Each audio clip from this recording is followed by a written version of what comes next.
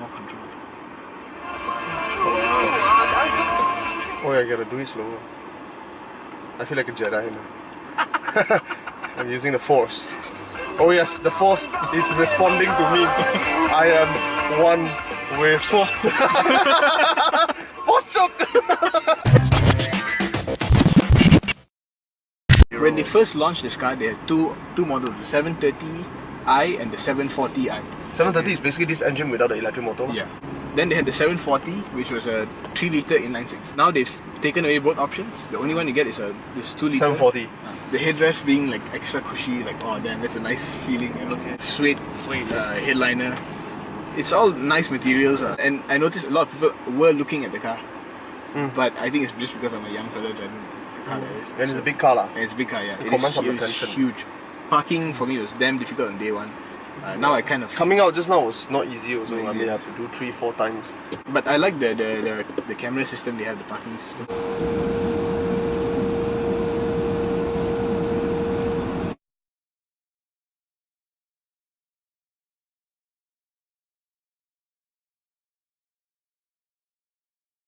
I like the choice of leather they use. It looks very nice in here. The seats are a bit hard. I feel that the S-Class was more plush and I could relax more. I could relax more at the back of S-Class. I've said this before, if you watch our previous video. I'm not a person who likes to talk too much about the details, you know, like this button, this function and whatnot. I have never been impressed with big BMWs. I am still not impressed. Yeah, performance. Yeah, this comes with a 2-litre twin-scroll turbo, and it has a electric motor in the automatic gearbox. Oh. Yeah, and according to this diagram, the battery is underneath where he's sitting. So you suffered a bit in terms of boot space. I think so. Yeah. When I got the car, it was fully charged. I think to about 90% the battery, because you can plug it in and charge it. And I used it up within 1 hour. Oh shit! Because when you go into sports mode, the battery just drain completely. Yeah. You know? Yeah. And no amount of regenerative braking will get your battery back to even 10%. They try to incentivize this charging your car kind of thing. So you cannot cheat the system. You cannot be on petrol mode all week and expect it to charge up. You have to go home and charge your car. Okay. So they're trying to get owners to buy into the electric car concept. So they get used to it in this car. Maybe next generation of 5 Series they can do a fully electric car because you're already used to charging your car. The performance, the speed, I was very satisfied with the amount of torque and power you get. For a small engine, it is very satisfactory, and I don't feel like it's a lacking power. It's fast. It's actually quite fast. This is a small cc BMW actually, even though its nomenclature is quite high. It's 40. Yeah. You would have expected a 4-litre V8 or whatever, but it's not. It's actually a very small engine. It's a 2-litre, and it's very torquey, and the torque is very instant. Very typical of electric motor power delivery. But here at Autophiles, I think how speed is delivered matters as much. So I am not impressed because this kind of car, I'm paying this kind of money, I expect this kind of power. It's full stop. Yeah. The mild hybrid in the S400 interrupts you at the wrong time. Yeah. Which disrupts the S-Class feeling. Yes, it does. Because an S-Class feels the best between 0 to 60. And right halfway through it, it's where the engine starts out. Well, here the starting of the engine is very seamless. You don't feel it. You only hear it when the windows are down. And on the meter, it doesn't show you revs. To be honest, I don't understand what's going on with the meter as well. So okay, on the meter, you see the blue section up to 10. Yeah. So up to 10% of the power you get is electric. Okay. And then after you go up to that 10%, engine kicks in. And it's okay, so that's not seamless. An RPM meter. That's not RPM. If you want an RPM meter, you press sport. Oh, so that's got... From here, I have like another feed. You can put another Chinese person there. Yeah, I forgot to mention, this is actually a 740 LE. It's LE because it's long wheelbase. Yo, I can have like 2 girls sitting on my lap.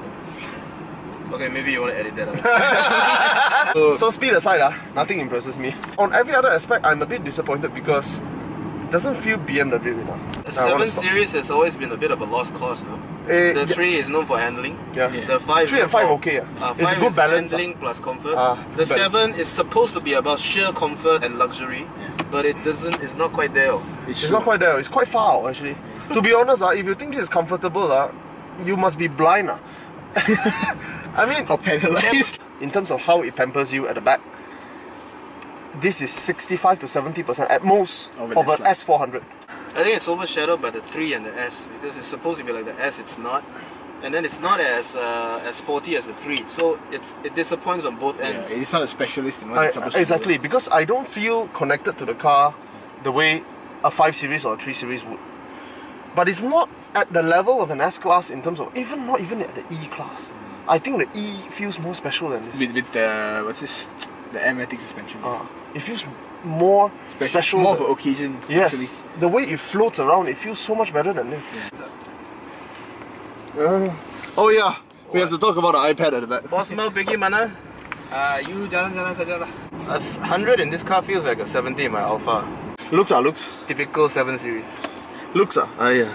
So what you say first? Every 7 Series suffers from this, except for the E65. This one, it looks too much like a 5 Series, too much like a 3 Series. And when you go inside, you see the cockpit is driver-oriented. It's not a chauffeur's car at all. And I think they do it on purpose because if you want an S-Class, you get an S-Class. If you want an S-Class level car, but you see yourself driving it every so often, that's the kind of people they're targeting. Okay. Everything about this car, the carbon core, the 4-wheel drive. It reminds you it's carbon core every time you open the door. Everything about this is, it just screams, I'm a rich guy who once in a while gets chauffeured, once in a while drive my car. Okay. It's like a hands-on rich guy who just got rich that, like 15 years ago. Yeah, and because of that, the looks suffer because it looks too sport for a limousine. And I think it's just too busy. The lines are outside.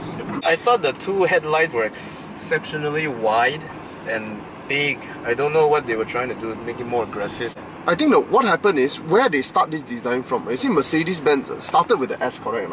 And the S looks perfect. Then they take that look and put it into a C.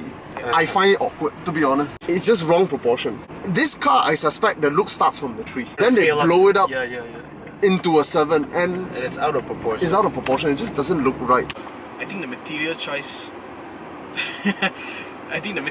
is actually not bad. Normally when I go into BMW, the interior is always the worst aspect. It's always made out of like Play-Doh. But in here, yeah, it's still plastic here and there, but I don't hear any creaking. There's this tablet at the back. This will be the factor that ages the 7 Series most, because this tablet looks modern now, but in 5 years it will be the most old-looking thing in the world. It's made by Samsung. Yeah. And Samsung already has the Note 8, which looks so much more modern than this. Yeah, this already look aged.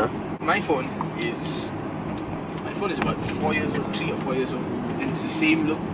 You see, put next to each other. On the build quality of BMW, I would tell you based on experience, don't hold your breath. It looks nice now, in 3 years' time, it will be a different story. When you color your plastic exactly the same color as your leather, one will fade before the other. And not only that, it feels like you're not trying hard enough. Value? So when the 730 came out, it was this price also. How much was it? 599? 598. 598. It was reasonably priced, wasn't it? Yeah. And they discounted it by 100k. 100,000 is a lot of saving. But I still see more S-Class on the road. We just saw 2 S400. Yeah, you can't displace the S-Class. It's actually neck and neck with the S400. Oh, okay. So close. Yeah, competition. But the tax is a lot less because the S400 is still a 3.5 litre. Okay. Quite expensive road tax. Actually, a company-owned S400 has an unreasonably high road tax. 12,000 ringgit. It's not a bad buy. If someone gives you a better price, I might go for a 7 Series. Over an S. If the price is better. Yeah. And I'm not talking about 30, 40,000. I'm not talking about 10%. 100,000. 100,000, yeah, I'll go for it. But if you're buying a car because you want S-Class level of status and feel, no. And company purchases, the considerations are a bit different. And 100,000 to a company that's ready to buy this kind of car for its directors or its CEO is not a lot of money. Concluding remark done already, right?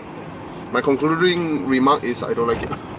Sorry, BMW. I like BMW. In fact, I prefer BMW over anything else. I love the brand, just not the 7 Series.